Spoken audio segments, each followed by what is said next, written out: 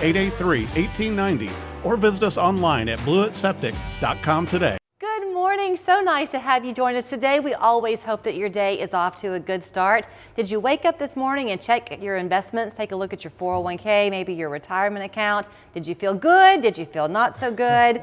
You're going to feel good this morning because Kevin Fuerst kicks off the show with us today. He, of course, has Fuerst Financial Group. Nice to see you. Good to see you, Julie. So I will share with our viewers what you shared with me before we went on the air. Okay. So Kevin comes in and will always say, what do you want to talk about? And usually he'll say, I don't know, what do you want to talk about? We kind of wing it.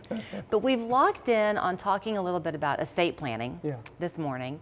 But I asked you about the volatility of the market. And I loved your answer because it's a very optimistic one. Tell folks what you said. Well, so looking over some of the portfolios, there was loss in portfolios, no question about it.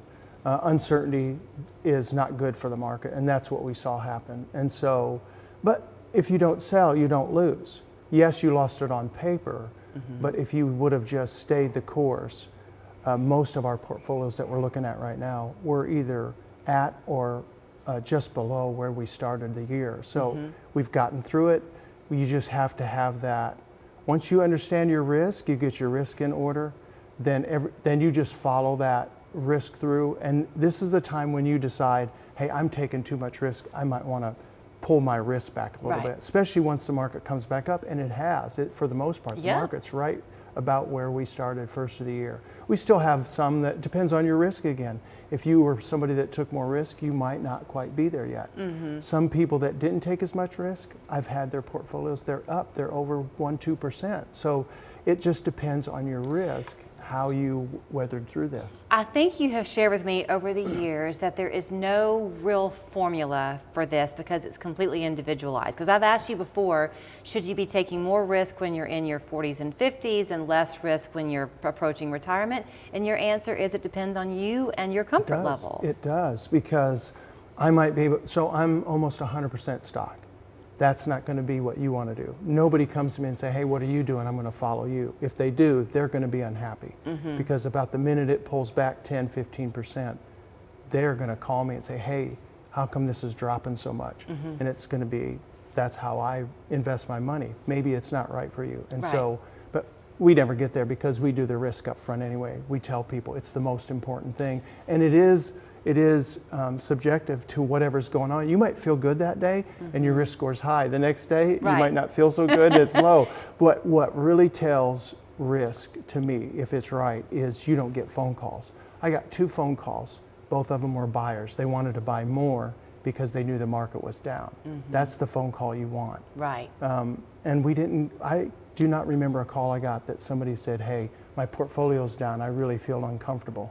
Good. But we work on risk, and I think most advisors, especially fiduciary advisors, they do that with their clients. And I think it's important. If they're not, they need to find a fiduciary investment advisor that can help them and walk them through that process. I mentioned we'll talk about estate planning, and let's focus on the planning part of it. Because what you just said about, so if you feel good, you might feel one way, but the next day it could be different. When you make a plan and it's a good day, you tend to think that nothing in life is ever going to change. But that, of course, is not true. It's not true. You are a really big believer in long-term care insurance, having some type of plan for what you're going to have at your disposal as you age. Yeah, you either have the assets to pay for it, which you're looking at, a single person in long-term care. There's so many levels of care too, but just for a number, $60,000. it's like $6,000 a month. Yeah, and if it's a couple, you're looking at $10,000. Correct. I actually have a couple that are 99 years old. Oh. And they're both sweet. in. It is. And so it's really, it's incredible, really. I think I know them. Well, you might, but we won't say their name. We won't say their names. I think I might know this couple. So, but they had a plan in place, and they had long-term care insurance, and they had the assets, and it's like, and it works. It works. And so. But okay, so Kevin, again, he jokingly said, I don't care what we talk about, but we have to talk about your mom. That's right. So my mother, Patty, and his mother-in-law, Rita. Laverne. Laverne, sorry. Right, that's okay. Are neck and neck, close to the same age. Yeah. So we compare notes a lot. Right. My mom does have a long-term care policy. She lives at home. It's been a very difficult thing for her to be able to access it, much to her chagrin, because she's healthy. So Correct. there are things you want to think about, Yeah, right? you do have to think about that. Long-term care is, to me, it's a tough one because the premiums. Now, I had my long-term care policy when I was 30. It was $13 a month for me, $13 for my wife. It's $82 a month now. It seems What a super high to me. bargain. Seems high, but it's a killer policy too. 10 years, it's over $1 million worth of coverage. I was really just did it by You got chance. lucky, I yeah. did. I didn't know what I was doing at the time. But anyway, it's a great policy. And so sometimes people wait too long and they expense themselves out of it. Or because it's just too expensive. There are other things out there that people can look at. There are some different types of products I think people could consider depending on the wealth that they have and whether or not they can do it. But it's a tough one. But you do need to look at long-term care. I think the sooner you do it, the better. Now I pay as much as somebody that pays $1,500 a year. I've just paid it over a longer period of time. That's Right. all. Where they're paying it in a short period of time. So the older you get, the more expensive it is. Right. There are some now, aren't there, that you can kind of will to your heirs, that you can take some of the monies that you've paid as premiums and then have it as a benefit? Yeah, it's like a life insurance policy, and then the death benefit is accelerated. So I think it's something to look at.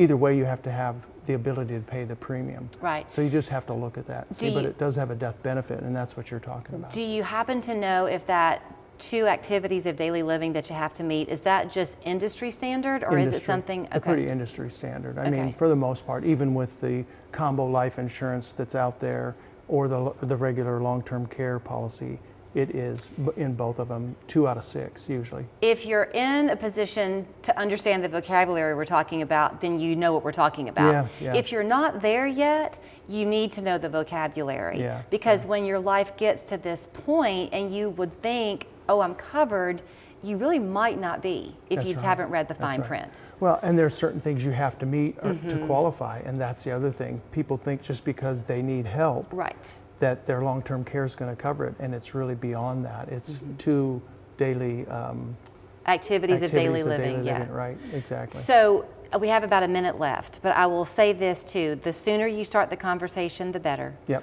I know you do an awful lot with people who are retired. Correct. But now that retirement age is bumping and bumping, we're working longer. Yeah. So if you're Yeah. still working and you've got a nice portfolio and you want to grow it, Yeah. come to you. Yeah, absolutely. Okay. We'd love to talk to you. A little fun added benefit that you might get when you make your appointment is that his dog Tank sometimes is there That's at the only, office. no, he's there every day. Oh. So it's the only reason people come, I think. And because the first thing to do when they come in the door, where's Tank? They Rub want to that meet head. him. Yeah, they He's do. a golden They do. retriever. He's fantastic. He is. So here's how you get in touch with Kevin and his team. It's a family-operated financial group. They are a fiduciary. The website, growkeepleave.com. There's their phone number. Thank Thanks, you. Julie. Yep. So when you see Tank and your wife, when you get home tonight, we'll give you a dad joke to share every week. Jason Wright, our co-worker, local funny man, gives us a dad joke of the week. So here's today's installment. Your dad joke of the week, brought to you by West Yellowknife Trading Post.